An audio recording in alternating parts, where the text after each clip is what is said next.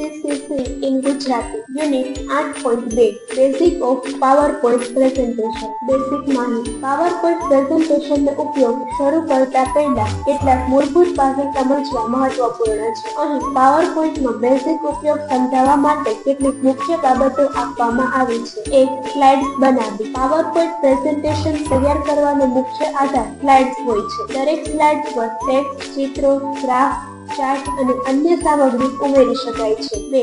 ટેમ્પલેટ્સનો ઉપયોગ. પ્રેઝન્ટેશનને દ્રશ્યમાન અને વ્યવસાયિક બનાવવામાં પાવરપોઈન્ટમાં ઉપલબ્ધ ટેમ્પલેટ્સ મદદરૂપ થાય છે. આ ટેમ્પલેટ્સ પૂર્વનિર્ધારિત ડિઝાઇન, ફોન્ટ અને રંગો ધરાવે છે. 3. Text editing. તમે દરેક સ્લાઇડમાં લખાણ એડિટ કરી શકો છો. પાવરપોઈન્ટમાં ફોન્ટનો પ્રકાર, આકાર, કદ અને રંગ બદલવાની સુવિધા છે. 4. ઇમેજ અને વિઝ્યુઅલ એડિટિંગ. પ્રેઝન્ટેશનને દ્રશ્યમાન અને આકર્ષક બનાવવા માટે છબીઓ, આઇકોન, આર્ટવર્ક અને એનિમેશનનો ઉપયોગ કરી શકો છો. 5. એનિમેશન અને ટ્રાન્ઝિશન. પાવરપોઈન્ટ સ્લાઇડ્સ વચ્ચે ટ્રાન્ઝિશન અને સ્લાઇડ પર એનિમેશન મહત્વપૂર્ણ અસર આપે છે. આ પ્રેઝન્ટેશનને વધુ મનોરંજક અને યાદગાર બનાવે છે. 6.